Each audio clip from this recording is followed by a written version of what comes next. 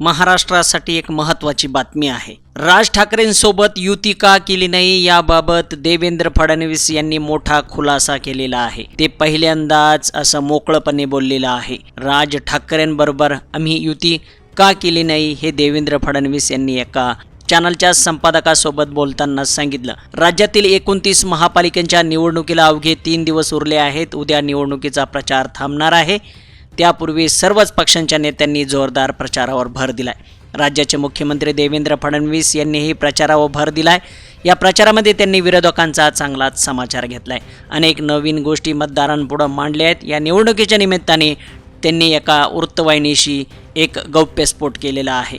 मनसेचे अध्यक्ष राज ठाकरे यांच्यासोबत आमची युती का झाली नाही यावर देवेंद्र फडणवीस यांनी आपलं भाष्य केलेलं आहे।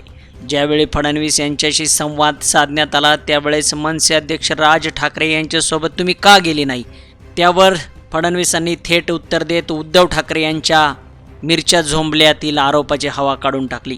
सध्या राज्यात आम्ही 3 पक्ष एकत्र आहोत, त्यामुळे आमच्याकडं स्पेस नाही, आमच्याकडं जागा शिल्लक नाही। त्यामुळे राज ठाकरेंना आम्ही पक्षामध्ये किंवा आमच्या युतीमध्ये घेऊ शकलो नाही असं फडणवीस म्हणाले।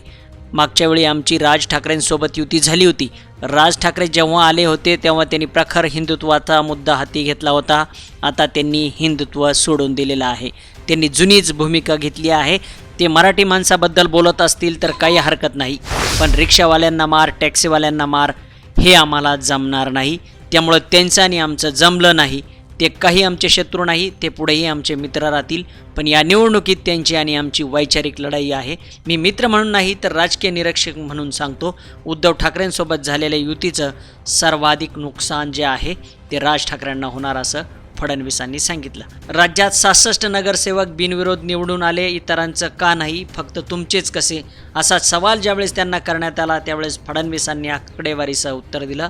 आमचे उमेदवार बिनविरोध आलेले नाही, इस्लाम पार्टीचाही एक आला आहे, एक अपक्षही आला आहे। अपक्षाची काय ताकद असते हे सर्वांना माहीत आहे, तरीही तो आला, मग आमचेच बिनविरोध कसे आले हे म्हणणं चुकीचं आहे। हे कधी घराच्या बाहेर पडत नाहीत। राज्यातील कोणत्या भागात जाऊन यांनी कार्यकर्त्यांना बळ दिलं जरा तुम्हीच सांगा। मुंबई, नाशिक वगळता प्रचारासाठी हे दोघंही कुठे गेले का? मग लोक यांना कसे निवडून देतील असा सवाल मुख्यमंत्री देवेंद्र फडणवीसांनी केलेला आहे।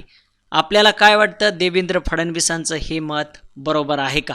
राज ठाकरेंना त्यांनी याच मुद्द्यामुळं आपल्याबरोबर घेतलं नाही का? कमेंट जरूर करा आणि वेगवान मराठीला सबस्क्राईब करा।